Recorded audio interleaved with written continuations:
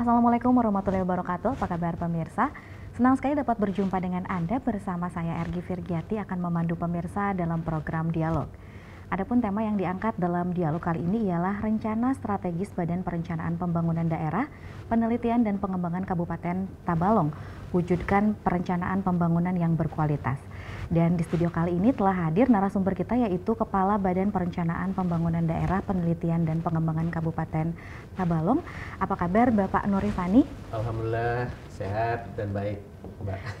Ya, sebelumnya kami mewakili seluruh kru TV Tabalong mengucapkan selamat kepada Kabupaten Tabalong yang telah berulang tahun ke-57, tepat hari ini tanggal 1 Desember 2022.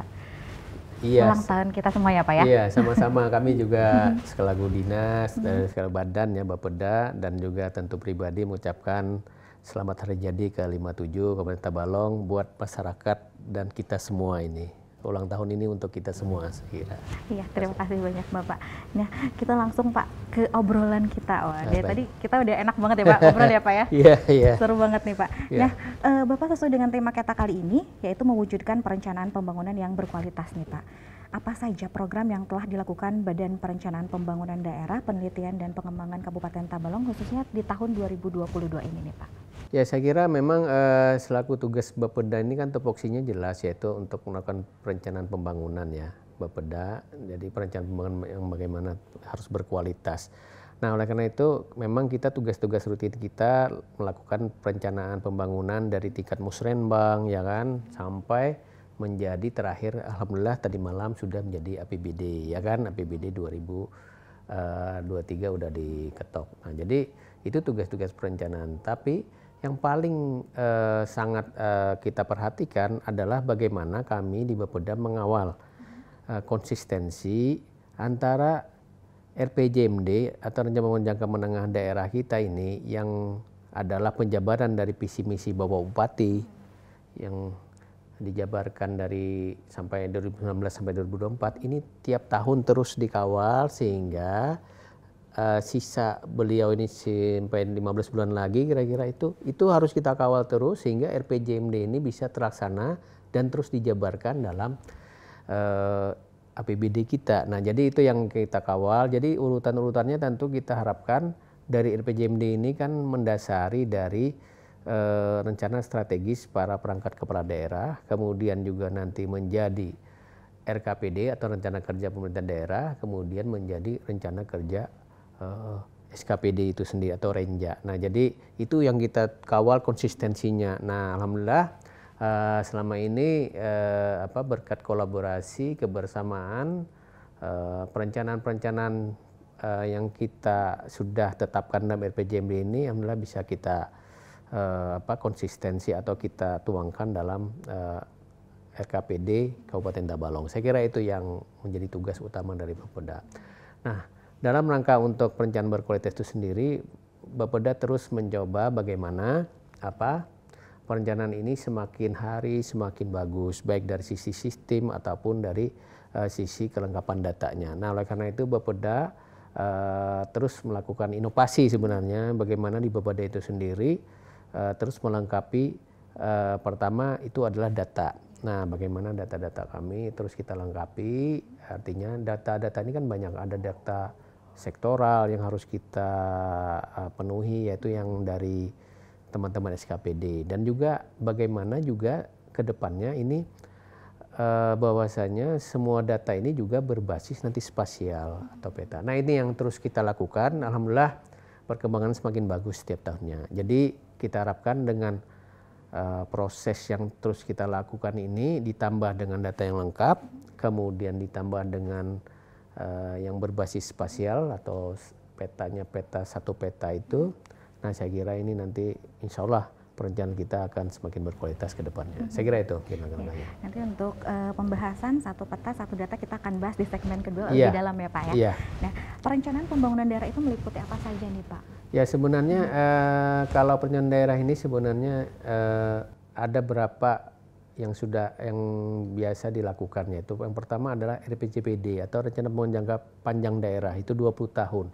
Nah untuk Kabupaten Tabalong sendiri ini ARPJPD-nya ini akan berakhir tahun 2025. Nah, kami di Bapeda sudah mulai mempersiapkan untuk 2023, 2024 nanti terkait dengan rencana pembangunan jangka panjang daerah Kabupaten Tabalong. Nah, kemudian yang seperti disampaikan nanti ada rencana pembangunan jangka menengah daerah itu adalah rencana pembangunan 5 tahunan. Nah, itu biasanya kalau untuk Kabupaten Tabalong ini dari 2019 sampai tahun 2024. Itu biasanya dibarengi dengan berakhirnya jabatan kepala daerah. Nah, jadi makanya RPJMD ini adalah merupakan penjabaran dari visi misi bupati, wakil bupati terpilih. Nah, kemudian ada namanya RKPD, rencana kerja pemerintahan daerah itu 1 tahunan. Jadi itu yang biasa kita akhirnya ditetapkan menjadi APBD. Nah, kemudian dari RPJMD itu sendiri adalah ada dijabarkan menjadi Renstra SKPD. Jadi tiap SKPD ini mempunyai Renstra atau rencana strategis di mana mereka harus mengacu kepada RPJMD kita. Nah, jadi itu juga kita kawal di Bapeda agar benar-benar Renstranya ini mengacu kepada RPJMD. Nah, kemudian yang terakhir dari Renstra SKPD ini maka mereka akan menyusun renja mereka, rencana kerja SKPD. Nah, jadi itulah siklus dari sebenarnya perencanaan pembangunan yang dilaksanakan oleh Bapeda selama ini. Tujuan utama Pak dari perencanaan pembangunan ini apa Pak? Ya, seperti saya sampaikan tadi, tujuan utama dari perencanaan pembangunan ini bagaimana kita dari RPJMD yang sudah merupakan janji-janji politik Pak Bupati dan Wakil Bupati itu bisa direalisasikan dalam menjadi sebuah pelaksanaan di lapangan. Lalu prosesnya itu sebelumnya harus menjadi suatu APBD nanti atau RKPD pemerintah. Nah, itu jadi perencanaannya ke arah situ. Nah, harapan tentunya ya sesuai visi misi Pak Bupati, itulah yang kita harapkan. Dan tentu indikator-indikator yang harus kita tetapkan itu merupakan indikator yang sudah yang sudah ditetapkan dari PJMD, yaitu indikator-indikator makro pertumbuhan ekonomi, ya kan. Nah, itulah indikator-indikator yang menjadi tolak ukur kita apakah perencanaan kita ini nantinya sudah berhasil dalam pelaksanaannya. Nah, jadi itu saya kira yang kami lakukan di Bapeda. Alhamdulillah selama ini perencanaan yang kita lakukan, kemudian indikator yang sudah kita tetapkan dari hasil dari BPS sendiri, alhamdulillah Kabupaten Tabalong benar-benar mengalami perkembangan yang sungguh menggembirakan. Baik dari sisi IPM tahun 2023 dapat kami informasikan, alhamdulillah dari 2022 tadi kita 2021 tadi kita di 72,13, sekarang alhamdulillah posisi kita menjadi 72,19 menjadi 73,13. Nah, jadi hampir 1 digit kita naik. Dan kemudian tingkat kemiskinan juga alhamdulillah tahun ini insya Allah kita mengalami penurunan hampir minus 0,4 gitu mengalami penurunannya. Jadi saya kira dari 5,7 mengalami penurunan minus 0,4 ini effortnya luar biasa saya kira. Nah, inilah bukti-bukti bahwasanya suatu perencanaan semakin nanti makin berkualitas, kemudian didukung oleh pelaksanaan yang berkualitas, saya kira akan menghasilkan indikator makro yang bagus, kemudian menghasilkan dampak yang luar biasa di masyarakat kita. Saya kira itu. Untuk bisa mencapai di titik seperti ini Bapak tentunya tidak mudah, betul ya Bapak? Betul. Nah, adakah masalah yang biasanya ditemui dalam proses perencanaan pembangunan daerah nih Pak? Ya, memang dalam perencanaan pembangunan ini kadang-kadang ya tentu sebagaimana kita tahu kan, kadang antara program dan anggaran kadang-kadang kan terjadi istilahnya tidak sesuai harapan gitu. Nah, oleh karena itu sebenarnya kita berupaya bagaimana kembali lagi ke inovasi seperti bicara tadi, bagaimana kita menggalakkan atau menumbuh kembangkan budaya inovasi ini di seluruh SKPD dan juga di masyarakat kita. Karena bagaimanapun dengan sumber daya terbatas, kendala dalam suatu perencanaan ya yang akan dilaksanakan dalam pembangunan ini tentu kalau tidak dibarengi dengan melakukan inovasi saya kira berat. Misalnya gini, harapan-harapan misalnya akan dilaksanakan dengan sekian dana yang besar, tapi kalau dengan dana kita yang terbatas ini tentu tidak bisa semua. Nah, oleh karena itu kita harus benar-benar nanti bisa memilah-milah kemudian bisa melakukan inovasi. Itu yang pertama. Kedua, juga tentu kita akui sumber daya manusia kita kan sampai saat ini masih terbatas. Nah, oleh karena itu kita terus berupaya untuk membina para perencana kami tentunya supaya nantinya mereka benar-benar sebagai perencana yang handal. Nah, kemudian yang ketiga tentunya selain inovasi ya tadi data-data nanti kita akan terus siapkan karena selama ini data-data yang ada ini masih parsial.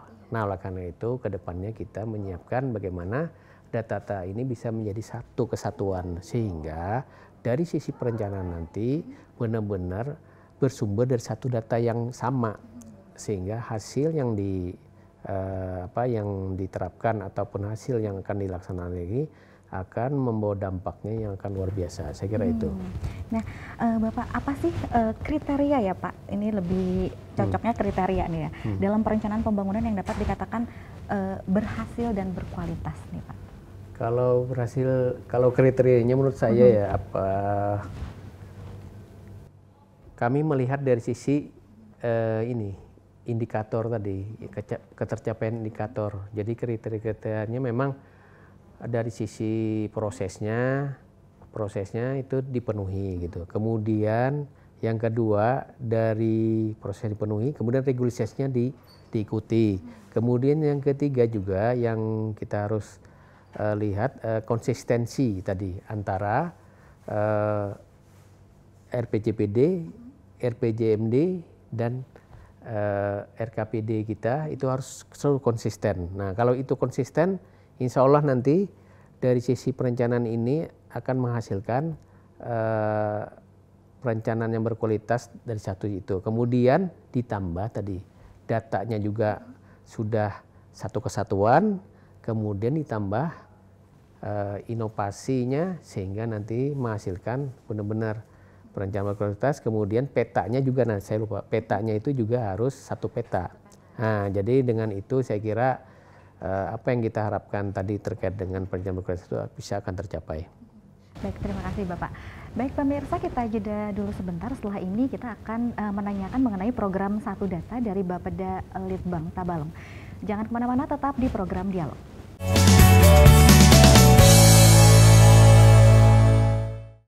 Terima kasih pemirsa, kembali lagi bersama kami di program Dialog. Kita akan melanjutkan perbincangan kita dengan Bapak Nurifani nih. Bapak, baru-baru ini Bapeda Litbang Tabalong melaksanakan kegiatan Forum Satu Data nih Bapak. Bisa dijelaskan nih Pak, maksud dan tujuan dari Satu Data itu seperti apa? Ya, jadi selama ini memang kita bersyukur ya kemarin kita melaksanakan Forum Satu Data ya di Tabalong nih. Mengapa ini penting? Karena selama ini data-data kita ini masih bersifat parsial. Jadi karena datanya masih bersifat parsial atau sebagian-sebagian, kadang-kadang data ini susah dipastikan secara keutuhannya. Kemudian kita khawatirkan ada data yang ada itu ada overlapping data. Nah, kemudian ada tumpang tindih data, ada juga mungkin data-data itu kurang valid. Nah, jadi kita berupaya pelan-pelan ini melakukan Forum Satu Data ini, mudah-mudahan nantinya seluruh data-data yang ada di Kabupaten Tabalong, khususnya yang dihasilkan oleh produsen data dalam hal ini SKPD, ini bisa nanti menjadi satu kesatuan data. Nah, tentu prosesnya masih panjang ini, tapi ini merupakan langkah awal yang baik, saya kira, untuk kita menuju Satu Data untuk di Kabupaten Tabalong ini. Nah, kalau ini bisa tercapai, saya kira ini merupakan suatu hal yang sangat kita tunggu-tunggu ya, sehingga kita harapkan data yang nanti dihasilkan ini merupakan data yang valid, data yang berkualitas, dan tentu ini menjadi dasar bagi kita semua nanti dalam rangka mengambil kebijakan untuk perencanaan pembangunan di Kabupaten Tabalong, saya kira itu. Nah, Bapak bisa dicontohkan nih Pak, implementasi kegiatan dari Satu Data ini seperti apa nih Pak? Saya contohkan begini ya, bagaimana contoh data kemiskinan. Selama ini data kemiskinan itu kan ada 3 yang kita acu ya.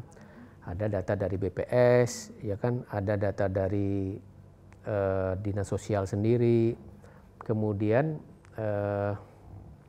ada data yang dihasilkan dari selain BPS kita DTKS ya, Dinas Sosial ada DTKS, dari Kementerian Sosial itu maksud saya, kemudian ada dari Dinas Sosial sendiri dari Kabupaten Tabalong. Nah, selama ini kan ada 3, sedangkan parameter ataupun cara pengambilan sampelnya itu berbeda-beda. Nah, oleh karena itu diharapkan dengan satu data nanti kita nanti mempunyai kesamaan dalam hal data kemiskinan ini, sehingga apabila kita nantinya mengambil suatu program atau kegiatan itu mengacunya kepada satu data itu sendiri. Dan ini langkahnya sudah kita lakukan. Jadi kita pelan-pelan ini data kemiskinan lagi sudah kita coba ini kan, sehingga data kemiskinan ini nantinya cuma satu aja, sehingga siapapun yang melakukan penanggulangan kemiskinan, melakukan kegiatan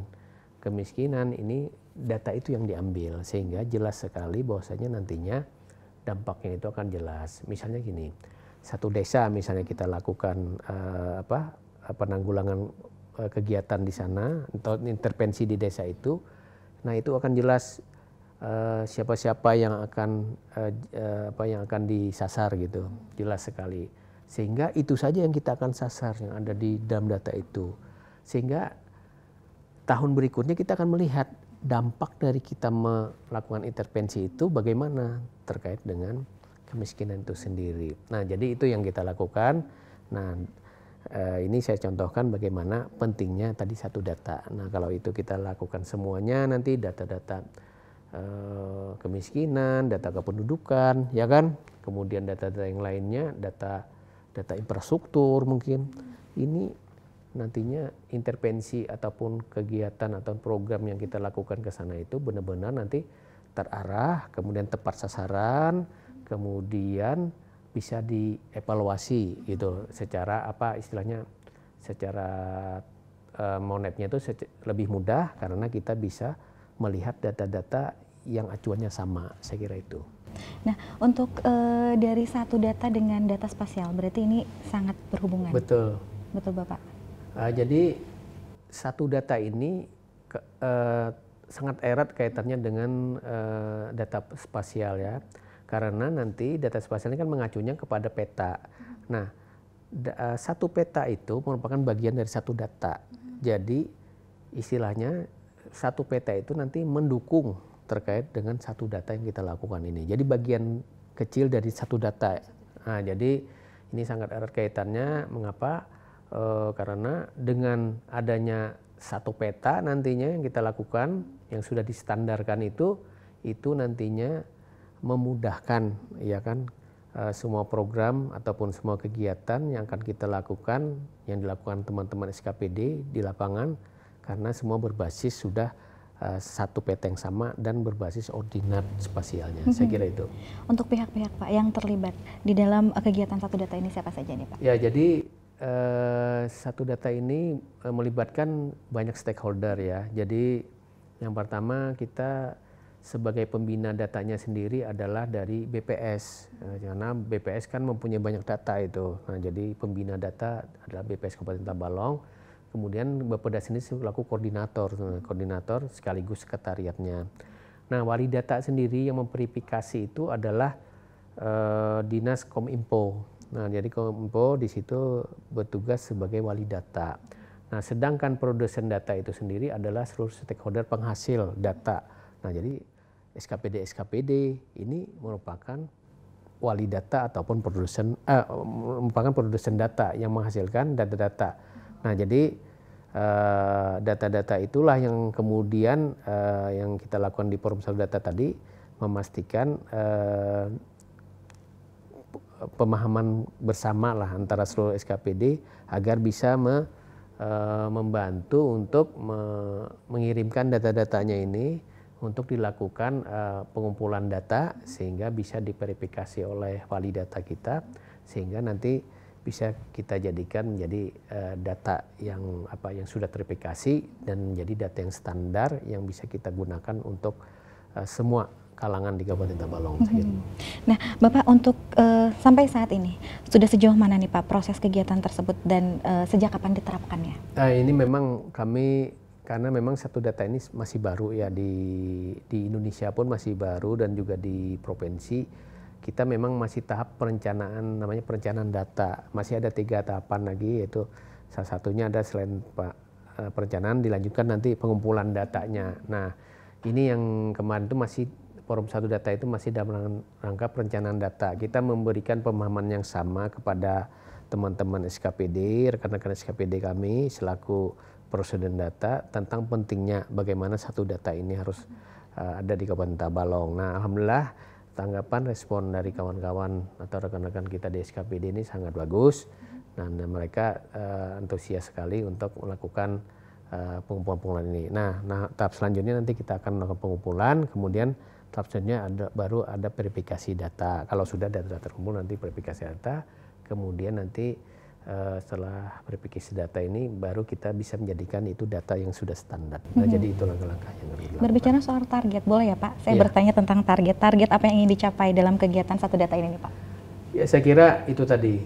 Saya berharap nantinya kita di Kabupaten Tabalong ini mempunyai satu data yang sama, yang menjadi dasar bagi kita untuk melakukan suatu kebijakan ataupun suatu program yang direncanakan dan suatu pembangunan di Kabupaten Tabalong, dan juga bisa dimanfaatkan oleh masyarakat luas. Jadi siapapun yang ingin melakukan mungkin investasi di Kabupaten Tabalong, mungkin hal-hal dunia usaha yang membutuhkan, ini sudah ada basic data yang satu kesatuan. Jadi tidak ada lagi simpang siur data lagi terkait dengan hal itu. Saya kira itu. Jadi kalau misalkan bahasa anak sekarang simple gitu ya Pak ya? Jadi, kalau bahasa anak muda sekarang itu kan simple aja. Jadi simple.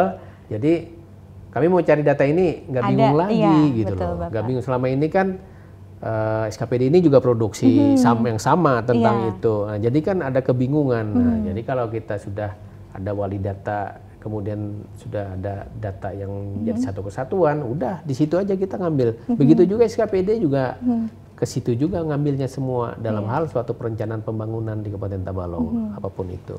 Ya, terima kasih Bapak. Baik pemirsa, setelah iklan berikut ini saya akan bertanya mengenai pentingnya peran inovasi dalam pemerintahan. Tunggu jawabannya setelah iklan berikut ini.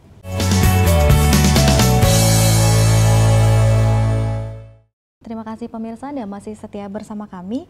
Kita akan lanjutkan perbincangan kita. Bapak, kita flashback ke beberapa waktu yang lalu di mana Tabalong dinobatkan sebagai kabupaten terinovatif.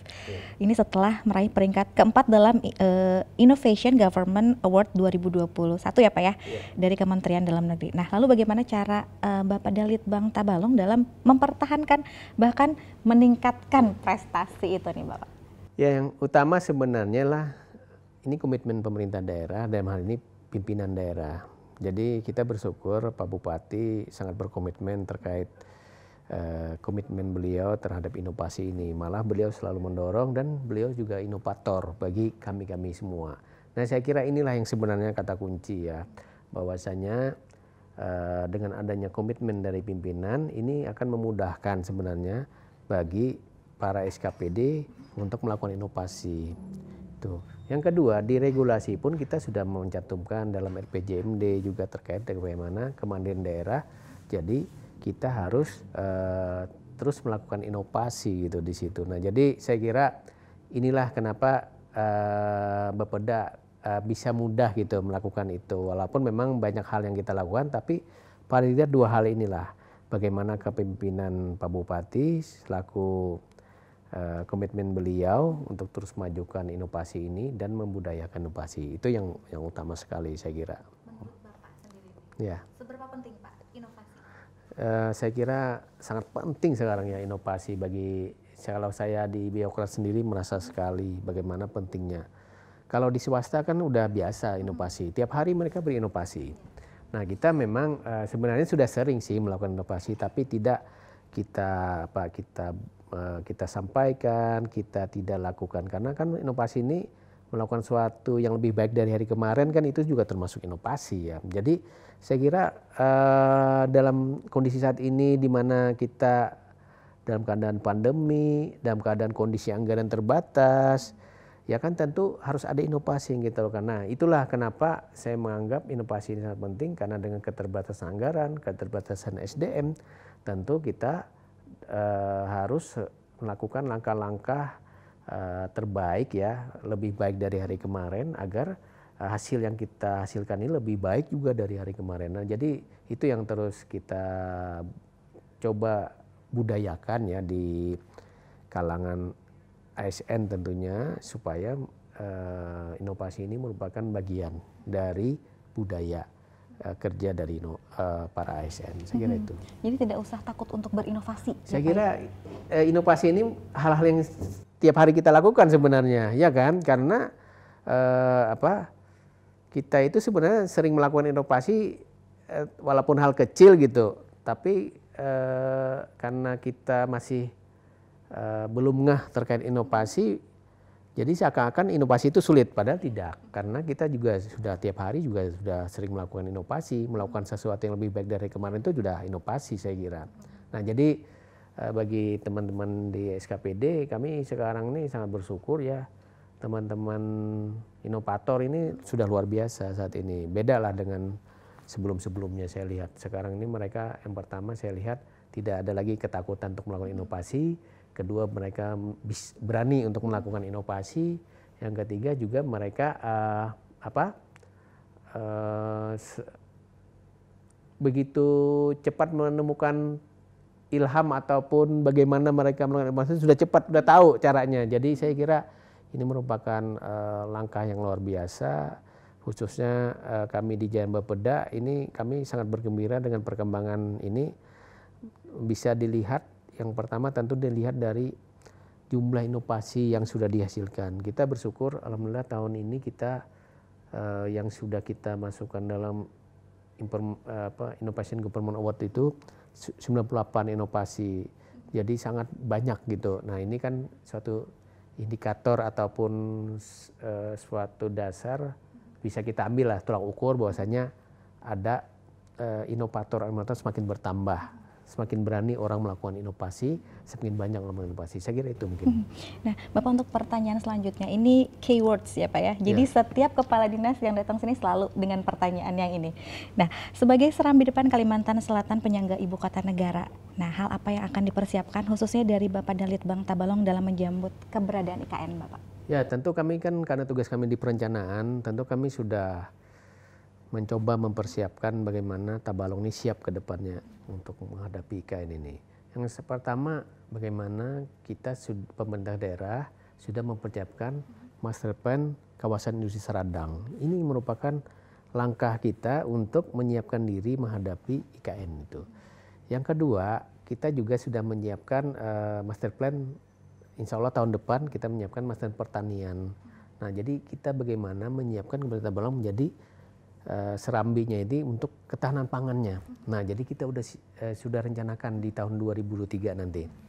Nah, kemudian juga yang ketiga, kita juga di Bapeda sudah tahun 2003 nanti akan menyiapkan master plan pariwisata di Kabupaten Tabalong. Nah, kita harapkan dengan kita melakukan pemetaan kawasan wisata di Kabupaten Tabalong, ini kan kita akan terus kembangkan nantinya sehingga kawasan-kawasan wisata yang Tabalong ini akan berkembang dan akan mendapat kunjungan dalam rangka menghadapi IKN. Saya kira tiga hal itu yang yang dilakukan Bapeda dalam rangka untuk menghadapi IKN ini dari sisi perencanaannya. Baik Bapak, terakhir nih Pak, apa harapan Bapak kepada seluruh pihak terkait untuk mewujudkan pembangunan daerah yang tepat dan berkualitas, Pak? Ya, saya kira yang pertama tadi tentu data tadi ya. Pertama data, nanti kita mudah-mudahan bisa terwujud satu data di Kabupaten Tabalong, kemudian yang kedua tentunya satu peta juga. Jadi dua hal itu aja insya Allah kita akan menjadi support kita dalam rangka perencanaan berkualitas. Yang terakhir mungkin tentu harapan kita adalah kolaborasi dan sinergi terus ditingkatkan antara SKPD, masyarakat dan dunia usaha sehingga walaupun baik bagaimanapun perencanaan itu kalau tidak dibarengi dengan kolaborasi, dibarengi dengan sinergi, dibarengi dengan kerjasama yang baik, saya kira tidak akan bisa terwujud apa yang sudah direncanakan. Apa yang sudah akan kita laksanakan pun tidak akan bisa terwujud dengan baik. Oleh karena itu tentunya harapan kita kolaborasi, sinergi dan kerjasama yang sudah baik ini akan terus kita tegakkan antara dunia usaha pemerintah dan masyarakat. Saya kira itu saja. Baik, terima kasih Bapak. Tidak terasa Pak, 3 segmen sudah kita lalui, bisa nambah 1 segmen lagi? Iya, kalau nanti untuk yang selanjutnya kita bahas lebih dalam lagi ya nanti Pak ya. Nanti saya diundang lagi ke sini. Nanti saya siap saja terkait dengan hal-hal yang lain yang terus dilakukan di Bapeda. Jadi Bapeda ini selain menghimpun inovasi juga terus berinovasi. Sebagai informasi kami juga sudah akan melaunching nanti Desember namanya Silangkar, sistem penanggulangan kemiskinan terintegrasi dan terpadu. Nah, nanti semua data-data kemiskinan nanti bisa dilihat di sana dan itu pakai berbasis spasial semua. Jadi sampai ke sana kita lakukan. Kemudian ada namanya kita juga sudah membuat sistem aplikasi indikator makro.